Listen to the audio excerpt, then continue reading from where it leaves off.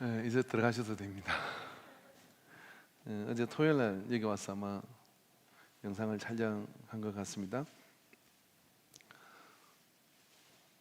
보혈의 찬양이 우리 가운데 이렇게 젖어들고 그 보혈의 의미가 뭔지 우리가 새롭게 깨닫는 그런 영감 있는 찬양입니다. 우리 교회는 굉장히 복을 받은, 헤아려 보면 참 많은 복을 받았다 하는 부분들이 있는데요. 그 중에 많은 것들 중에 이렇게 보면 정말 제가 찬양을 못해서 그런지 찬양을 잘하는 사람들이 정말 많아요. 목소리를 들으면 정말 여기 방송국으로 보내야 될 분들이 굉장히 많습니다. 그리고 찬양 사역자로서 손색이 없는 분들이 있고요. 아마 여러분이 좀 한 명 한 명 그 보석 같은 분들을 좀 성가대가 서지 못하는 기간 동안 발견해 보는 것도 즐거움이 아닐까 이렇게 생각을 하는데, 제가 이제 개별적으로 이렇게 특성을 부탁하면 혼자는 못하겠어요라고 하는 분들이 많은데 정말 목소리가 아름답습니다. 일일이 다 소개하기 어려울 정도, 빈말이 아니라 정말 그래요. 정말 찬양을 잘한다 그런 생각이 들고요. 또 복이 있다 그러면 우리 교회는 굉장히 반주자들이 참 신실합니다. 그래서 이번에 비대면 할 때 반주자가 몇 명인지를 적는데 3명이 들어가는 거예요. 거기다가 이제 드럼 치는 우리 현악까지 들어가면 4명이 그렇게 악기 파토로 이렇게 들어가는데 굉장히 시골 교회 치고는 드문 현상입니다. 그리고 사부 반주를 할 수 있다는 것도 엄청난 은혜이고요. 또 우리 교회는 또 아무나 꽃꽂이를 하는 게 아니라 이토록 많이 모이지 않은 상태이지만 꽃꽂이는 수만 명이 모인 것 같은 그런 열정을 여기에 보여주는 꽃꽂이 작업을 하는 분도 계시고, 하나하나 빠짐이 없는 정말 멋진 그런 곳에 제가 굉장히 부족하다는 생각이 들 정도로 이렇게 예배를 이제 인도하고 있는데, 그래서 항상 하나님께 감사를 드리고 또 모든 헌신들에게 하나님의 영광이 임하게 될 것을 확신합니다. 자, 이런 어떤 교회가 가는 그런 동력과 에너지는 저는 그 모든 힘이 예배에서 나온다고 생각을 합니다. 예배를 향하여 집중하고 그리고 그 예배를 통하여 하나님의 놀라운 역사와 은혜가 거기에 이렇게 쏟아지게 되는 거거든요. 그런데 이 예배가 구체적으로 어떤 발원지를 가지고 있는지를 우리가 인식하고 느낀다 그러면 훨씬 이 예배에 몰입을 하고, 그리고 이 예배를 통해서 추구해가는 그런 능력, 그런 열매들은 우리에게 훨씬 더 강력하게 역사되어 줄 수 있다고 믿습니다.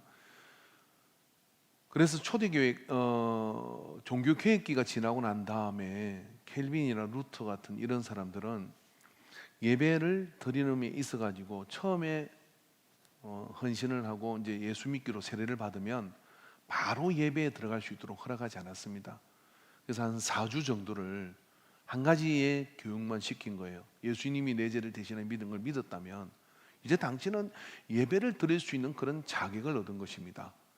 그런데 바로 들어갈 수 없습니다 하고 어떻게 했느냐면은 4주 동안 예배가 무엇인지에 대해서 교육시키고 가르쳐서 예배에 들어갔어요. 왜 그러냐면은 그 예배는 예배가 무엇인지를 알아야 그 예배를 통하여 나타날 수 있는 하나님의 능력, 변화, 그런 것들이 그 예배를 통하여 이루어지기 때문에 그런 거죠.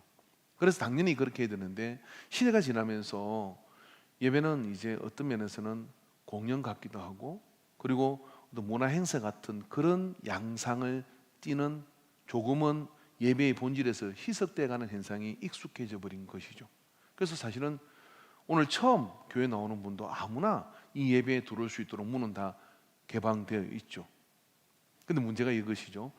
그렇게 해서 시작된 예배 생활이, 사람은 누구나 어떤 새로운 문화 속으로, 새로운 어떤 그런 체계 속으로 들어갈 때 내가 기존에 알고 있는 것들에서 유사성을 찾게 돼요. 그 유사성을 찾은 것이 뭐냐면 결국은 공연이나 이런 것에서의 유사성을 가지고 설교를 들을 때는 강연을 듣는 것처럼, 강의를 듣는 것처럼의 그런 나름의 그런 가치를 가지고 예배에 접근을 하게 됩니다. 근데 아무도 그 예배가 그렇게 하면 안 되는 것이라는 것을 잘 가르치지 않았어요. 근데 그렇게 하는 것이 당연시 되는 것이 주류가 이르는 오늘날의 예배의 탈색, 이것이 우리에게 주는 엄청난 그런 어떤 공백과 위기가 저는 우리에게 있다고 생각을 하는 거예요. 지난주 저는 하나님께서 아담에게 가죽옷으로 지은 의미를 설명을 했습니다. 예수님이 우리를 죄를 대신하여 피를 흘리시고 구속해 주실 것을 약속해 준 의미가 그 속에 있지만, 또 하나의 의미는 뭐냐면은 아담에게 제사장이라고 하는 그런 역할을 옷 입혀 주셨다는 거예요. 그래서 이스라엘 사람들이 제사장에게는 하나님이 이러이러한 모습으로 옷을 해 입힐 것을, 그것도 성령에 감동된 사람들에게 맹해라고 이야기를 했고, 모세는 그렇게 해서 아론에게 제사장의 옷을 입혔죠. 즉 죄가 생긴 우리 인류는 바로 다이렉트로 하나님께 갈 수가 없는 거예요. 하나님께로 가야 우리의 본질이 회복되고, 하나님께로 가야 우리의 하나님 행상이, 일그러진 행상이 회복되는 삶의 회복이 일어나는데, 그렇게 하기 위해서는 그것을 이끌어주는 제사장이 필요하다는 이야기를 했습니다. 그런데 그것과 함께 동시에 제사장이 생기면 이제 뭐가 생기느냐면, 하나님께로 사람들이 가기 위해서 치료해야 될 절차와 치료해야 될 그런 가치를 이해하는 그런 방식이 필요하죠. 이 그런 방식이 뭐냐? 제사법인 겁니다. 그런 방식이 제사법이고, 그런 방식에 준하여 그런 가치를 바탕으로 해서 예수 그리스도가 우리에게 오셨고, 그 예수 그리스도가 우리에게 오신 것이 그 바탕 위에서 오늘의 예배로 녹아 들어갈 때, 그 예배는 그 중량감과 그리고 그것을 통해 이룰 수 있는 하나님의 놀라운 역사가 그 속에 배어 있을 수가 있거든요. 오늘 우리 예배가 구약의 그런 제사를 완벽하게 구사하고 있다는 이야기를 제가 하는 이야기는 아닙니다. 그러나 오늘 이 예배가 구약의 제사의 그런 가치를 고스란히 가지고 있다 하는 이야기를 하는 거예요. 그런데 우리에게 이 구약의 제사에 가지고 있는 그런 느낌과 그런 가치가 오늘 이 예배 가운데 있느냐라고 할 때는, 그런 모습들이 너나 할 것 없이 잊어버린 것이 아닌가. 잊어버린 상황 속에서 우리에게 주어진 것이 뭐냐면, 예배가 단시 치료해야 될 어떤 그런 절차와 행식에 치우친 상태로 되어질 때, 교회가 예배의 능력을 잃어버리면 무엇으로 우리가 세상과 나 자신을 하나님 가까이로 이끌 수 있겠냐는 거죠. 이런 교회는 여러분 예배 공동체입니다. 교회에서 교제를 배제할 수도 있습니다. 이 코로나 때문에 우리가 만나는 게 구역 이런 게 배제되기도 하잖아요. 교회가 사회봉사를 또 못할 수도 있습니다. 선교를 못할 수도 있습니다. 그리고 가르치는 것을 못할 수도 있습니다. 그러나 이거 한 가지를 하면 그것을 교회라고 하는데, 그게 뭐냐면 예배를 드리기 위해서 모일 수 있는 것을 뭐냐면 교회라고 한다는 거죠. 그래서 교회의 또 다른 이름은 뭐냐면 예배 공동체라고 하는 겁니다. 그럴 정도로 예배는 배제될 수 없고, 예배는 탈색될 수 없는 것이 이 예배인데, 예배를 누구나 드리죠. 그러나 그 예배가 오늘 내가 무슨 인식을 바탕으로 해서, 내가 어떤 그 가치의 그런 인식을 바탕으로 해서 예배를 드리려고 할 때는, 사람마다, 그리고 예배를 처음 드리기 시작한 어떤 개인적 경험마다 각기 정말 다양하게 자기가 생각하는, 마치 사사시대에 사람들이 자기가 옳은 대로 행했던 것처럼 그렇게 나름의 그런 가치를 따라 예배를 보기도 하고, 예배를 드리기도 하고, 혹은 예배를 그런 내가 가진 사회적 기준을 따라 예배를 평가하기도 하죠. 여러분, 우리가 오늘 드린 예배 가운데 구약의 피냄새와 그리고 구약의 연기 자욱한 그런 매캐한 재물이 타지는 그런 어떤 고기가 타는 냄새를 느낄 수 있겠습니까? 그럼 우리의 예배가 뿌리가 되는 그 제사는 바로 그런 것들이 난무하는 그런 시간들이죠. 저에게는 개인적으로 아주 중요한 경험을 한 것이기 때문에 가끔 제가 말씀을 드립니다만은, 오래전에 이 도축법이 어떻게 되는지는 모르겠습니다. 그런 것들을 잘 인식 못할 시절이었던 것 같아요. 학생들과 함께 제가 개척을 하고 그러고 이제 하는 동안에 강원도에 이제 수련회를 이렇게 간 적이 있어요. 변화산 기도원이라는 데를 가려고 한 게 아니라 추천강으로 수련회를 갔는데, 나름의 프로그램을 가지고 이제 갔습니다. 근데 비가 오려고 하는 거예요. 그러다 보니까 텐트를 치고 자는 게 굉장히 열악해 보이더라고. 그렇다고 해서 단장 민박을 구하자니 비용이 막대하게 발생하고, 하나님의 은혜는 크다라고 생각하고 가고 있는데, 그게 조그마한 나무로 베나산 기도원이라고 전화번호가 하나 있는 간판을 봤어요. 표시판을 보고 전화를 걸었습니다. 그리고 그때 이요한 목사님, 한요한 목사님이라는 분을 뵙게 됐는데 좀 특이한 분이고 계시록을 연구하는 거로 한 평생을 보내신 분이더라고요. 그래서 전화를 드렸더니 무조건 올라오래. 무조건 오세요. 괜찮습니다. 오세요. 막 그러는 거예요. 비용은 어떻게 됩니까? 그랬더니 제가 또 계산을 해봐야 돼요. 필요 없습니다. 오세요. 그러는 거예요. 그래서 그냥 무조건 올라갔어요. 올라가 7km를 올라갔어. 가다가 가도 되는 것인가? 그리고 탁 들었었더니 이 강단이 있는데 크더라고요. 교회당이요. 예배당이 큰데 뭐라고 써있냐면 재림 예수를 기다리며 느낌 아세요? 재림 예수를 기다리며. 그리고 옆에 있는 집사님이 그랬어. 우리 잘못 온 것 같아요. 그리고 이제 탁 그 목사님을 만났는데 자기는 계시록 전문가인데 어차피 뭐 다른 교회가 하나 와 있었는데 그들은 자기 프로그램을 가지니까 내가 뭔가 새벽마다 인도를 하는데 계시록의 어떤 부분을 해줬으면 좋겠냐고 물어보더라고요. 그래서 제가 계시록을 깊이 유심히 살펴보지 않은 기억이 있어서 그냥 목사님이 좋으신 대로 해주십시오. 그럼 내가 속으로 이단인지 아닌지 판단하리라 그렇게 생각하고 이제 경계를 시켰습니다. 다 믿지 마라. 그러고 이제 참선했는데 그 계시록에 나오는 천상교회에 대해서 이렇게 설교를 해주시고 이렇게 해주셨어요. 들어보니까 성경 안에서 계시록 자체를 이야기하는 거라 하등의 이상한 부분을 찾지를 못했어요. 그게 이제 2년 연이 돼가지고 교제하면서 계시록에 관련 책을 쓰는데도 제가 또 우리 집 사람이 돕기도 하고 좀 도와주기도 하고 그렇게 함께해서 했던 기억이 나는데 문제는 그 옆에 왔던 그 교회죠. 그 교회가 왔는데 그 목사님도 이제 수원에서 목회하는 분이신 것 같았는데 자고 나이가 조금 더 저보다 많으셨어요. 그럼 양해를 구하더라고. 저희 교회는 이곳에 와서 좀 특별한 거를 하는데 좀 이해를 해달라고 얘기를 하더라고요. 그래서 그게 뭐냐, 내일 저녁에는 우리 교회가 구약의 제사법을 재현해보는 그런 일을 우리는 1년에 한 번씩 이겨 와서 교인들의 교육적 차원에서 성막을 다 강의하고 그 다음에 제사법을 여기서 하는 그런 어떤 수련을 한다는 거예요. 괜찮다고요. 뭐 제가 하는 것도 아닌데.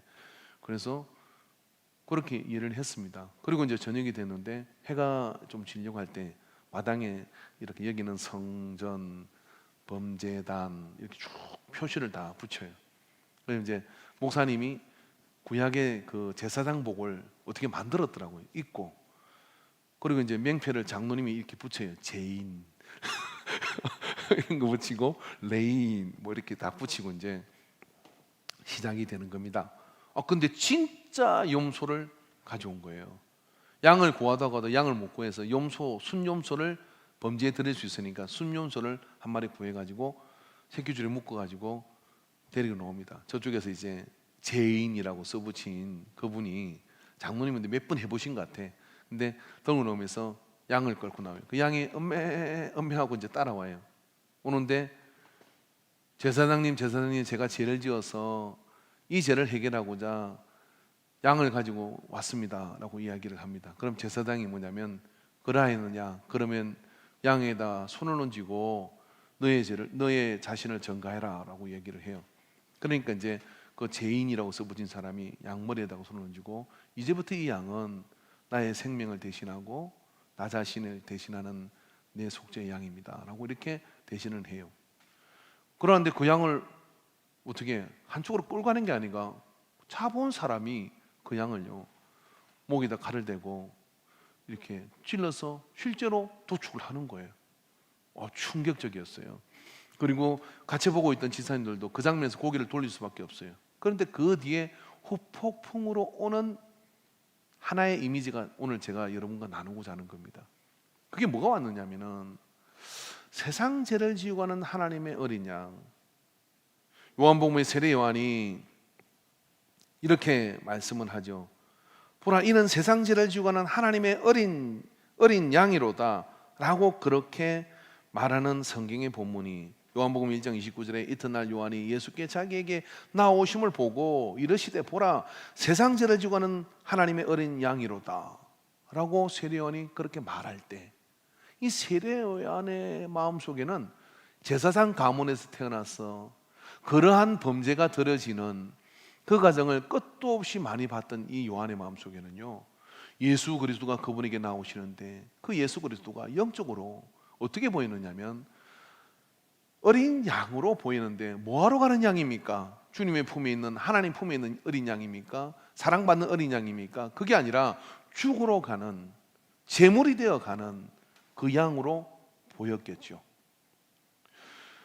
다시 말씀을 드리면 구약의 이 범죄로 드려지는 양의 모습을 우리 안에 이미지로 가지지 못하면 사실은 이 말을 들을 때 그게 무슨 의미인지 와닿지를 않아요. 제가 목회를 하고 제사법을 성경에서 읽고 또 예배를 인도하고 하지만 그 장면에서요, 양이 아니라 순 염소인데도 그 염소가 힘없이 끌려가서 그게 조금 전에 심장이 펄떡 뛰고 있던 이 염소가 말입니다, 목에 칼을 배임을 당하고 그리고 피를 따르고 그리고 겁질을 벗기고 각을 떠고 내장을 긁어내고 그런 과정을 그 앞에서 보는데 이 시간이 꽤 걸려요. 꽤 걸리는 이 시간을 보는 동안에 주님이 우리를 위해서 십자가에 달리시는 그게 와닿는 느낌이 말과 지식과 언어하고는 다른 것이었어요. 그래서 오랫동안 그 장면을 저는 사실은 잘 잊지 못합니다. 여러분, 우리가 양을 잡아서 드릴 때요, 그 제사가 오늘 예배의 원행인데 그 제사는 명백하게 어떤 것이냐면은 드리는 자신이 내가 지은 죄를 속죄하기 위해서 내가 끌고 온 집에서 키우던 양, 아니면 집에서 사왔던 양이든지 간에 그 양을 자기 손으로 생명을 거둬야 된다는 이야기예요. 자기 손으로 생명을 거둔다는 이야기는 제가 이렇게 죽을 수밖에 없는 흉악한 것이라는 것을 몸소 체험을 하게 되죠. 그런 다음에 거기서 이제 베나산 기도원에서 했던 의식들을 보면 그렇게 해서 머리를 잘라서 높이 듭니다. 그리고 제사장 앞에 이렇게 얘기합니다.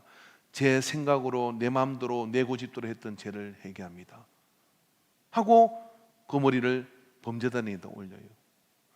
그리고 다시 발을 잘라요. 발을 이렇게 겁질을 벗겨서 발을, 도축 과정이 그런지 발을 잘라서 하나님이 기뻐하지 않는 곳으로 행했던 내 걸음들을 회개합니다. 진짜 회개 기도를 해요.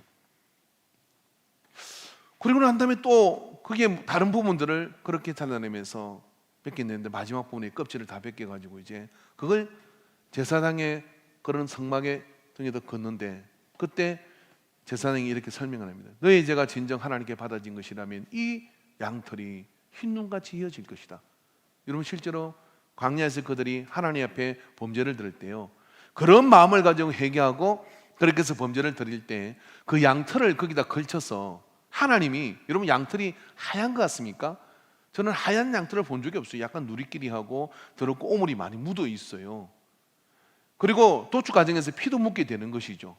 그런데 그런 상태로 그 털을 거기에 걸쳐놔서 내가 드리는 회개가 진실하고 내가 드리는 회개가 참되고 하나님 앞에 연락되어질 때, 이건 여러분 생명을 대신하는 거잖아요.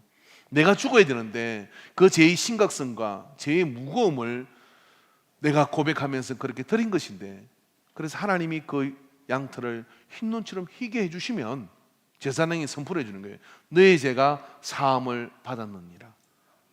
희게 되지 않으면 너는 다시 속죄제를 드리고 속건제를 드리고 다시 생명을 대신하는 제사를 다시 재현해야 돼요. 이게 시간이 많이 걸려요. 그리고 또 잡아야 돼요. 그런 과정을 재현했다는 거예요. 그러고 난 다음에 모든 행사가 끝나고 난 다음에 이제 저녁에 불러서 가보니까 그 염소가 솥에 딱 들어가 있더라고요. 그때 먹었던 염소탕은 정말 맛있어요. 난생 처음 염소탕을 먹었는데 참 맛있게 먹었어요. 그래서 다음에 또 할 때 저도 불러주세요. 그래서 그 뒤로는 그분하고 좀 교제를 했는데 그 뒤로는 그렇게 했다는 이야기를 듣지는 못했습니다. 제게 남은 것은 뭐냐면은 바로 그러한 예배의 뿌리가 되고 예배의 그런 어떤 근거가 되는 것이 이 제사에 근거하고 있다고 하는 거죠. 여러분, 하나님께서는 오늘 성경 본문을 통해서 이런 번제가 뭐라고 말씀하시냐면, 이런 번제가 향기로운 냄새니라고 말씀합니다.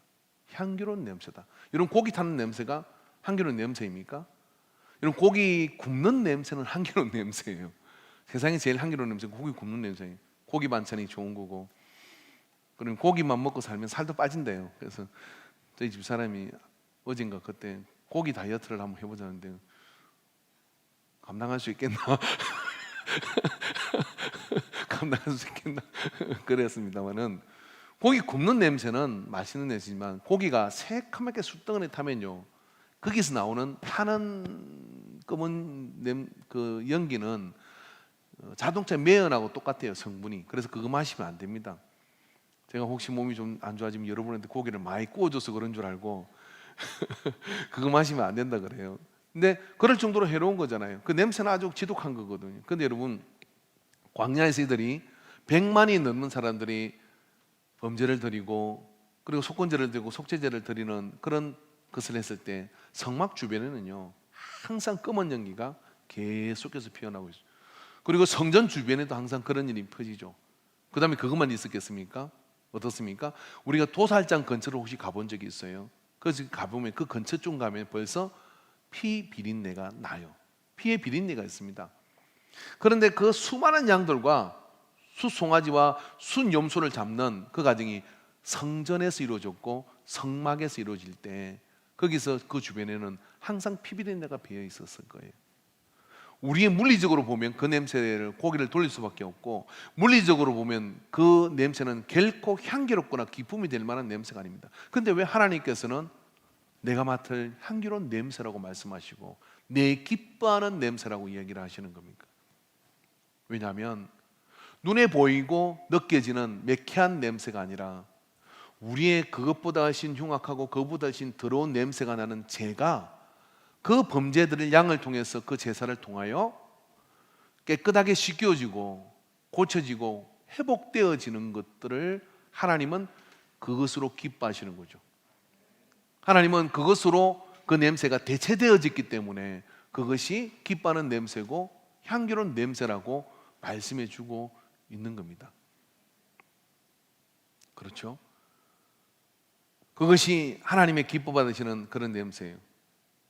그런데 이 제사법을 좀 자세히 보면 조금 더 여러분이 집중을 해주시면은 이 제사에는 소제가 있고 번제가 있고 속죄제, 속건제가 있어요. 소제는 뭐냐면 곡물을 드리는 것을 소제라 그래요. 이것은 천년면을 드리기도 하고 하나님께 곡식 한 줌을 띄어서 드리는 거예요. 번제는 뭐냐면은 하나님 앞에 숫송아지나 숫염소나 숫양을 드릴 수 있는데 이건 온전히 다 태워서 드리는 것을 번제라 그래요. 그래서 태울 번자에다가 제사제자를 써서 모든 걸 다 태운다. 그래서 전번제라고 합니다. 전체를 다 태워드리는 거예요.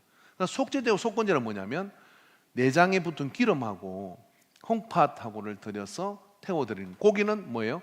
드리지 않고 자꾸 제단에 피를 뿌리지만 그 고기는 제사장이 먹거나, 그리고 또 그 고기는 화목제물로 드린 제사 같은 경우는 가져온 사람과 함께 있는 사람들이 함께 나누어 먹도록 해주는 게 이 제사의 어떤 절차였어요. 근데 유독 번제는 그렇게 전체를 다 태워 드렸다는 거예요. 자, 그래서 번제와 속번제와 속죄제는 다른데 번제를 드리는 목적은 세 가지입니다. 한 가지는 뭐냐면은 자원하는 마음으로 내가 하나님께 뭔가 드리고 싶어, 나를 막 드리고 싶어. 그래서 제가 없어도 드릴 수 있는 게 번제였어요. 그리고 소원하는 것이 있을 때 드립니다. 하나님 정말 이걸 소원합니다, 이걸 이루어 주십시오 할 때 양 한 마리 혹은 또 행편에 따라서는 그렇게 수송아지 한 마리를 잡기도 하고, 그리고 또 비둘기를 잡아서 드리기도 있을 수 있었어요. 그래서 그렇게 해서 다 태워 드리는 게 뭐냐면 번제예요. 근데 이상하게도 이 번제에다가 속죄의 의미를 가지는 이유도 성경에 있는 것이죠. 그래서 우리가 성경을 보다 보면 거기에 레위기 1장 3절 5절 보면 그 예물의 소의 범죄이면, 소의 범죄라 그랬거든요. 흠이 없는 숫것으로 회막문에서 여호와 앞에 기쁘게 받으시도록 드릴지니라. 그는 범죄물의 머리에 안수할지니 그를 위하여 기쁘게 받으심이 되어 그를 위하여 속죄가 될 것이라 그랬어요. 그러니까 속죄를 하기 위해서는 속건제도 있고 속죄제도 있는데 왜 범죄도 이렇게 속죄의 도구로 기능을 넣었을까 하는 것이 우리가 좀 가지는 그런 저 혼자 궁금한지 모르지만 가지는 궁금증이에요. 거기에는 제가 여러 자료를 찾아보니까 거기에 어떤 속 시원한 대답은 사실은 없었습니다. 그러나 한 가지 어떤 주석에 보니까 이 번제라는 것이 참 특이하다, 언어적으로 이 범죄를 좀 추적을 해보면 이 범죄라는 것이 다 지고 있는 단어 자체가 우리가 들을 때는 범죄, 태워드리는 제사라고 되어 있지만은 이 범죄는 세 가지 의미를 이 속에서 이 단어가 가지고 있는 것을 설명을 하고 있더라고요. 그게 뭐냐면은 첫 번째, 이 번제는 가릴이라고 하는 히브리어인데 이것은 덮다 하는 그런 의미를 가지고 있대요. 또 한 가지 가리는 다른 부분에 있어서는 씻어내다 하는 그런 의미를 와닿죠. 우리의 죄를 씻고 우리의 죄를 덮고. 그리고 오늘 조금 전에 제가 읽었던 레위기 1장 3절에 5절에 보면, 자 말씀을 보면 그 예물이 소의 범죄이면 이라고 얘기를 했어요. 그런데 범죄라는 단어는 가릴인데 그 가릴을 지칭하는 예물을, 제물을 된 짐승, 수송아지든 뭐든 이것이 뭐라고 표현되느냐면 예물이라고 표현이 되었습니다. 이 예물이라고 표현되는 이 부분은 어떤 거냐면은 고르반이라고 하는 뜻입니다. 이 고르반은 범죄에 드리는 짐승에게만 붙인 게 아니라 누군가 누구에게 선물을 줄 때 그걸 고르반이라고 하는 거예요. 그리고 또 다른 부분에 있어서도 성물을 하나님께 드릴 때 그걸 고르반이라고 얘기합니다. 이게 구약 성경에 80번이 나오게 되는데 특이하게도 레위기 1장에 그리고 민수기 9장에 80번이 다 집중되어 있어요. 이 부분에서만큼 이 제물을 고르반이라고 표현을 하는 거죠. 이 고르반의 의미는 무엇이냐면은 누그러뜨리다 하는 그런 뜻을 가지고 있습니다. 자, 한번 종합을 해봅시다. 속건제가 있고 속죄제가 있는데 죄를 지으면 속건제와 속죄대로 해결할 수 있어요. 그런데 범죄에다가 이와 같이 속죄의 기능을 하도록 거기다가 넣었는데 이 범죄에다 거기다 넣은 이유가 뭘까 하는 것이 우리의 관심사이죠. 그런데 여러분 가만히 보십시오. 예수님께서 요한복음에 예수님께서 성만찬을 드시고 거기에서 누가복음 22장 14절에 20절에 보면은 때가 이르면 예수께서 사도들과 함께 앉아서 이르시되 내가 고난을 받기 전에 너희와 함께 유월절을 먹기를 원하였노라. 내가 너희에게 이르노니 이 유월절이 하나님의 나라에서 이루어지기까지 다시 먹지 아니하리라 하시고, 다시 먹지 않는다는 이유는 뭐냐면 유월절은 이제 내가 새로 제정한다 이런 뜻입니다. 그리고 기존의 유월절은 이제 의미가 없다, 뭔가로 대체됐다 이 이야기를 하죠. 이에 잔을 받으사 감사 기도하시고 이르시되 이것을 갖다가 너희끼리 나누라. 내가 너희에게 이르노니 내가 이제부터 하나님의 나라가 임할 때까지 포도나무에서 난 것은 다시 맞이지 아니하리라 하시고, 또 떡을 가지어 감사 기도하시고 떼어 그들에게 주시며 이르시되 이것은 너희를 위하여 주는 내 몸이라. 너희가 이를 행하여 나를 기념하라 하시고, 저녁 먹은 후에 잔도 그와 같이 하여 이르시되 이 잔은 내 피로 세우는 새 언약이니 곧 너희를 위하여 붓는 것이라 라고 이렇게 말씀을 하셨어요. 유대인의 유월절 식사는 잔을 3번 나눕니다. 그 중에 첫 번째 식사 전에 잔을 한번 들고요, 그리고 식사하고 난 다음에 마지막에 잔을 또 한번 들어요. 그래서 그때마다 하는 문구가 있어요. 그 문구를 따라 주님은 이렇게 말씀하셨는데 그 문구를 바꾸어서 뭐라고 했냐면 이 떡이 상징하는 바와 이 잔이 상징하는 바는 내가 바로 세상 죄를 지고 가는 하나님의 어린 양인데 유월절 양이다 라고 말씀을 하시죠. 여러분 유월절 의미가 뭔지 아시죠? 유월절 의미는 넘어가다 하는 그런 뜻입니다.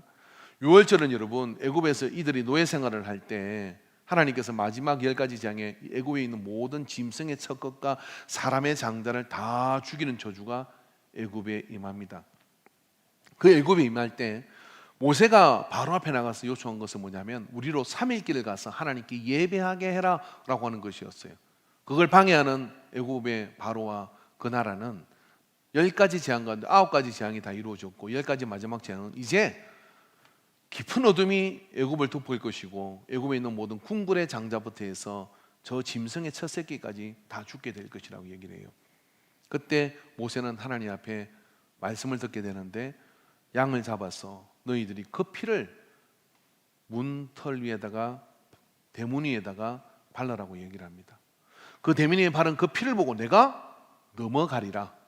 죽음의 저주가 너희들을 치지 않고 넘어갈 것을 이야기해요. 그게 유월절의 의미예요. 자, 그러면 번제 카릴이라는 단어가 덮다, 넘어가다 그런 의미가 있는 것이죠. 그래서 여러분, 번제는 곧 누구를 이야기하는 것이냐면 예수 그리스도의 사역을 우리에게 말씀해 주고 있는 겁니다. 범죄는 무엇을 의미하는 것이냐면 오늘 예수님께서 이 성찬을 통해서 너희가 나를 기념하라 한 것이 그들이 안식 후 첫날 모여가 예배를 드리는 출발이 됐다는 사실을 우리는 잊지 말아야 됩니다. 그들은 그렇기 때문에 이 예식을 기념함으로 그것이 떡을 떼며 안식 후 첫날 그들이 떡을 떼며라고 할 때 이 성찬 예식을 기념함으로 그들은 주일날 모여 예배를 드린 것이죠. 자, 우리의 예배는 그렇기 때문에 제물이 되신 예수님의 어린 양, 그분이 속죄양이 되신 것을 재현하는 것이 뭐냐면 예배인 거예요. 그분이 속죄양이 되신 걸 재현할 때 우리는 그 범죄를 통하여 하나님이 열어놓으신 그 길로 우리가 하나님을 만나러 갈 수 있는 것이죠. 여러분, 속건제와 속죄제와 이 범죄의 차이는 이런 겁니다. 정확하게 이런 차이입니다. 어떤 차이냐면 속건제와 속죄제는 내 죄를 해결하는 방편일 거예요. 처음에 여러분, 우리가 처음 양을 잡고 그럴 때는 내가 죄를 져서 이게 참 심각하구나 이렇게 생각할 수 있죠. 그럼 구약의 후반부 보면 성전이 세워지고 그들이 예수님 당시 보면 어느 정도까지 타락을 했냐면 자기 집에서 양을 키우던 걸 데려와서 그게 마음이 유착되어져서 내가 죽는 것을 경험해야 되는데 돈을 딸랑딸랑 들고 와서 어떡합니까? 성전에 와서 돈으로 양을 사죠. 돈으로 양을 산 것이 내 죄를 해결하는 어떤 그런 방편으로 생각이 되어져서 편리성, 전혀 몰입감을 줄 수 없는 방편으로 되게 됩니다. 그러면 자, 내가 속죄양을 드릴 수 있는 양이 100마리가 있으면, 그런 재력이 있으면 어떻습니까? 까이껏 죄지 있지 뭐. 짓고 양 몇 마리 잡으면 되지. 이번에 3마리 잡으면 돼? 4마리 잡으면 돼? 그렇게 죄를 해소하는 방법이 되는 것입니다. 그러나 범죄를 통해서 주님께서 우리를 초청하시는 그 길이 또 하나 여기에 있는 이유는 뭐냐면 속건제와 속죄제가 죄의 문제를 그냥 치워버리는 것이라면 가린이라고 하는 것과 고르반이라는 것은 뭐냐면 그 죄로 인하여 하나님과 우리가 멀어졌는데 그 멀어진 것을 해소하여 우리가 하나님께로 돌아갈 수 있는 길을 거기에 열고 있는 겁니다. 이게 무슨 차이냐고요? 계속해서 죄를 반복해서 지으며 그 죄를 내가 저주받게 해서 해결하고 치워버리는 일을 행하되 그 변화의 자리에서 A에서 B로 옮겨가는 변화를 안 가지고 계속 거기에서 제사라는 방편을 통하여 그 죄의 문제를 계속해서 막고 있지만은 전혀 하나님께로 돌아가고자 하는 생각이 없어요. 얼마든지 잡을 양만 있다면. 오늘 우리가 여러분 예배 안에서 우리가 드린 예배가 뭔가를 땜빵하고 뭔가를 좀 불안감을 해소하고 뭔가를 좀 피해갈 수 있는 어떤 그런 것들을 제공하는 방편으로 생각을 한다면 바로 그런 상태에 머무르 있는 겁니다. 그러나 세상 죄를 지고하는 하나님의 어린 양, 유월절 양이 되신 그 양은 그것이 우리 예배의 뿌리이고 본체라 그러면은 하나님이 이 제사법을 통해서 이 피의 흐름을 통해서 우리에게 요청하는 거 뭐냐면 네가 그 자리를 벗어나서 나의 진노를 누그러뜨리고 그리고 돌아가면서 가지고 그것을 내가 간과하고 묻어버릴 테니까 너는 이제 그 씻음을 받아가지고 변화된 자리로 나오라고 말씀을 하는 거죠. 자, 여러분, 그렇기 때문에 우리의 예배가 제사적 지식과 제사적 근거에 뿌리를 두지 않는 예배가 될 때 예배는 능력을 상실합니다. 주님은 한 번도 그러한 예배를 요청하신 적이 없어요. 철저하게 초대교회 예배, 모든 예배는 어디에 뿌리를 두고 있느냐면은 세상 죄를 지고 하는 하나님의 어린 양을 그 범죄물로 드리는 그런 예배를 요청하고 있고요. 로마서 12장 1절에 2절에 보면 그러므로 형제들아, 말씀을 같이 한번 봅시다. 같이 읽읍시다. 그러므로 형제들아, 내가 하나님의 모든 자비하심으로 너희를 권하노니 너희 몸을 하나님이 기뻐하시는 거룩한 산제물로 드리라. 이런 너희가 드릴 영적 예배이니라. 영적 예배라고 하는 것은 제사의 시스템을 그대로 가지고 있는 겁니다. 그 영적 예배라는 것은 내 죄를 그냥 위안받고 어떻게 방치되는 것이 아니라 그 예수 그리스도의 피가 흐르고 그리고 그의 몸이 태워져 드리는 매캐한 냄새가 진동하는 그러한 희생과 아픔과 그것을 더 넘어서 뭐냐면 내 자신을 범죄물로 드리는 그러한 희생이 그 속에 동반되어 있고 인식되어 있는 예배가 우리가 드릴 영적 예배다라고 말씀하는 거예요. 이는 세상 죄를 지고 하는 하나님의 어린 양이는 그 말이 의미 있게 와닿는 요단강에 모였던 그들은 가슴을 찢고 회개할 수밖에 없었던 겁니다. 여러분, 요단강에서 세례 요한이 이렇게 외치고 있을 때 여전히 성전에서는 의미 없는 범죄와 속죄제와 의미 없는 양을 잡아서 내 죄를 그냥 해결하고는 펠리성 가운데 드려지는 제사가 계속되고 있었어요. 근데 제사장의 아들이었던 세례 요한은 광야로 나와서 요단강에서 세례를 베풀며 이 독사의 자식들은 너희에게 너희 임박한 진노를 독사의 자식을 피하고 죄를 지은 자를 피할 제사법이 거기에 있는데 새로운 제사가 여기에 일어나는데 그렇게 드리면 안 되는 제사, 그 제물이 되실 세상 죄를 지고 하나님의 어린 양이 여기에 나오고 있다 라고 말씀을 하고 그 기로 우리의 예배를 초청하고 있는 거죠. 여러분, 우리가 이 시대는 예배의 위기이고 예배의 그런 간격과 그런 가치를 실추시키는 때라고 저는 생각을 합니다. 그럼 우리가 어디로 어떻게 회복되어야 되는 것인가? 어디로 어떻게 회복되는지라고 하실 때 우리의 마음속에 어린 양 대신 예수님의 보혈이, 그리고 어린 양 대신 그분이 우리를 대신해 희생한 이 제사의 이치와 지식이 우리 속에 있어서 내가 그 속에 그 예배 가운데 드려지는 그런 예배가 드려질 때 예배는 우리를 변화시킬 수 있어요. 예배는 우리를 다른 길로 인도하시고 예배는 우리를 진정한 변화에 도달하도록 충분한 에너지와 충분한 역할과 충분한 역사를 나타낼 수 있습니다. 그러나 그 예배에 예수님의 보혈을 빼버리고 그 예배에 예수님이 당신을 드린 것처럼 우리를 드리고자 하는 그런 열망과 이런 가치들이 그것을 배제된다고 하면 예배는 공연이 될 수밖에 없고 예배는 새로운 어떤 문화 콘텐츠가 될 수밖에 없고 예배는 또 다른 누군가에게는 신기한 어떤 한 현상으로 그냥 보여지는 것이 되고 말죠. 저는 열린 예배를 굉장히 싫어합니다. 열린 예배를 제가 조사해 보니까요, 우리가 흔히 열린 예배 열풍에 시달릴 때가 있어요. 행식을 타파하고 무슨 것을 여러 가지 믿지 않는 사람들이 이해하기 어려운 것들을 다 배제해버리고 예배를 드리는 것을 선호하는 것을 열린 예배라고 지칭할 수 있습니다. 그러나 그런 열린 예배가 미국에서 드려질 때는요, 토요일날 믿지 않는 사람들에게 예배가 어떤 것인지를 보여주기보다는 하나님을 만날 수 있는 접촉점을 만들기 위해서 토요일날 드려진 것이 열린 예배의 시작이었어요. 어떻게 된 건지 이게 한국으로 들어오면서요, 그게 마치 새로운 어떤 그런 예배인 것처럼, 새로운 어떤 그런 문화 어떤 현상처럼 그걸 각 교회가 도용을 하고 받아들이고 그런 현상들이 잔존해 있죠. 저는 이런 것들을 좀 배제해야 된다고 생각합니다. 예전 중심이고, 그리고 하나님 앞에 이러한 제사, 우리가 베나산에서 제가 경험한 것처럼 그걸 그렇게 재현하는 것은 아니지만 그런 가치를 통해서 우리가 예배 시간에 자리에 일어나는 것은 내가 범죄단에 나를 올리는 것이고, 그리고 우리가 주님 앞에 죄를 고백하고 나갈 때는 주님이 그 십자가에서 제물이 되셔가지고 피를 흘리신 것을 우리의 마음속에 인식하면서 우리가 우리의 문제를 고백하고 나가는 예배가 될 때 그 예배가 얼마나 강력하겠습니까? 그게 어떤 리듬으로, 그게 어떤 의상이나 어떤 그런 화려한 조명으로 할 수 있는 것들입니까? 불가능합니다.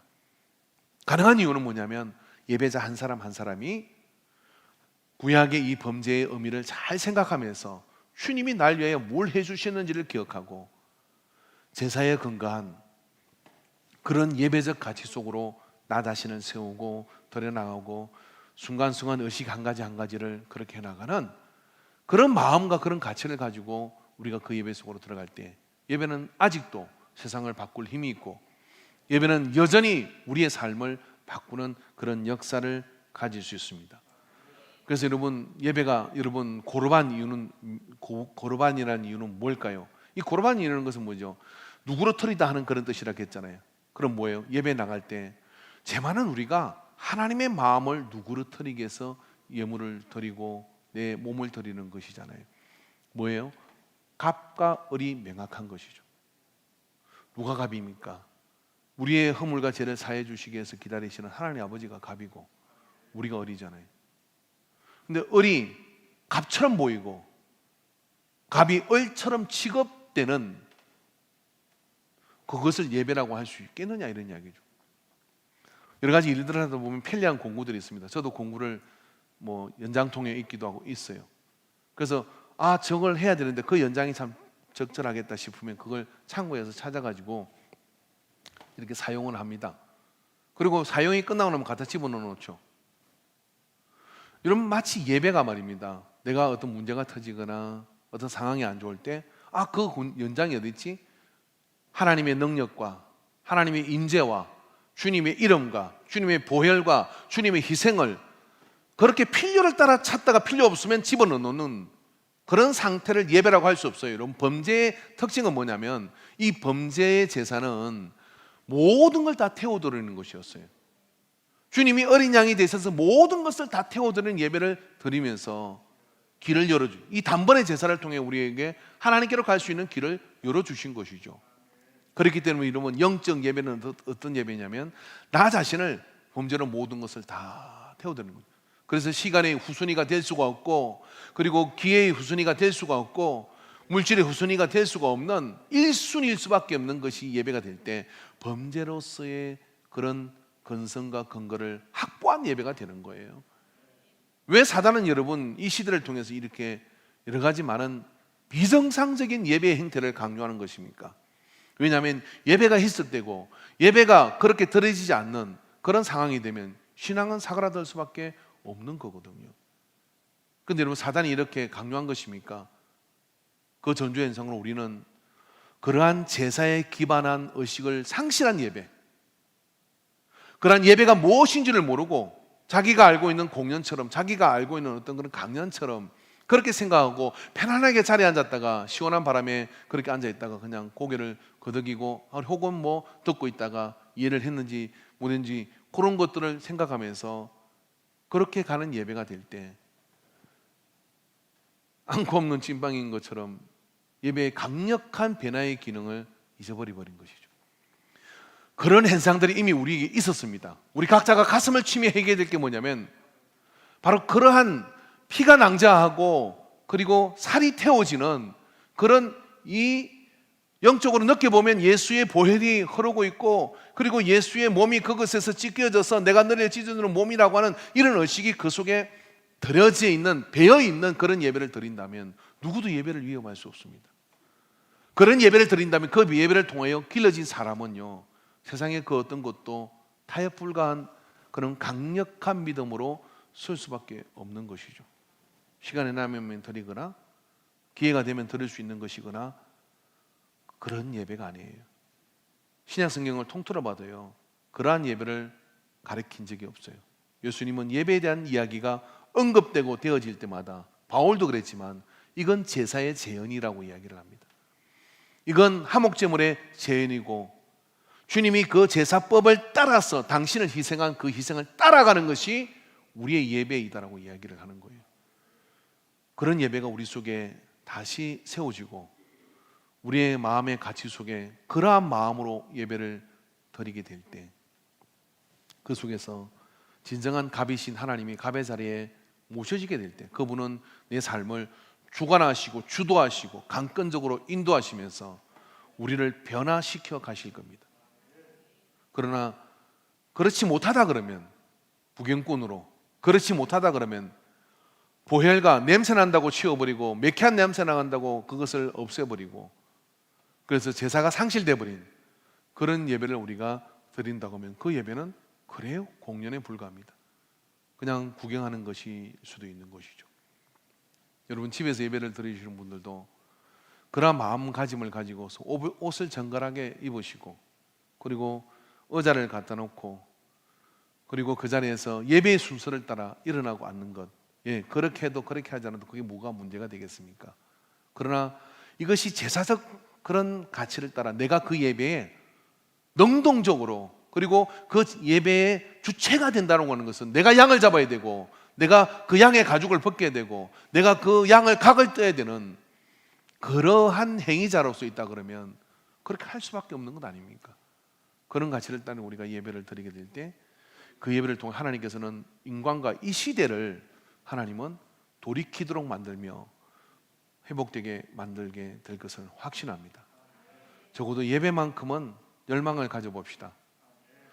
이 시대에 많은 교회가 있지만 우리 인강은 하나님 앞에 가장 이 지역에서 하나님 가까이 가 있는 예배를 드립시다. 예배의 가치를 아는 사람들이 모여 예배를 드리는 공동체가 됩시다. 그런 가치를 따라 예배적 가치가 향상되는 은혜를 여러분, 이 제한된 상황 속에서 우리가 그 예배적 가치를 올려놓으면요, 하나님은 그곳으로 죽을 영혼을 살리도록 모여들게 하시고요, 살아나는 영혼들이 또 다른 예배자가 되어서 꽃을 피우며 영광을 돌리는 역사를 만들어 주실 겁니다. 저는 이 시대가 이 바로 범죄로서의 예배가 회복되는 것이 우리가 해야 될 역할이고, 또 범죄로서의 예배가 회복되어져서 나아가게 될 때 복음이 분명해지는 은혜를 이루게 될 것을 확신합니다. 그 믿음 가운데 저 여러분이 서게 되기를 축원합니다. 기도합시다. 우리의 마음에 거룩한 결단을 일으킵니다. 우리 마음에 그들이 너희 몸을 거룩한 산제사로 드리라 라고 말씀하신 말씀을 따라 속죄의 양이 되시고, 그래서 대제사장이 되셔서 우리에게 길을 열어주신, 제사의 근간을 둔 주님을 이해하고 믿고 주님의 희생과 우리의 희생이 동반된 예배를 드리게 하여 주시옵소서. 그런 예배를 결단할 때 하나님은 삶을 바꾸어 주시고, 그런 예배를 결단하고 지속적으로 드려나갈 때 하나님께서는 그 삶을 창대케 하시며, 그런 예배자로서는 삶을 보장하시고자 시대의 모든 질병을 치료하여 주실 것을 믿습니다. 오 주여, 우리의 모든 질병을 고쳐 주시옵소서. 우리의 예배의 그런 상실과 결핍과 부재가 가져온 이 재앙을 내몰아 주시옵소서. 나는 예배하는 자를 찾는다, 나는 예배하는 자를 찾고 있다고 말씀하시는 하나님 앞에 우리가 여기 있습니다라고 고백하는 참된 예배자가 되게 하여 주시옵소서. 모든 영광을 받으심을 감사드립니다. 우리를 덮으시고 우리를 씻으시고 우리를 향한 진노를 누그러뜨려 주시옵소서. 주님의 이름으로 일어서사오니 주님 우리를 받아주소서. 예수님의 이름으로 기도합니다. 아멘.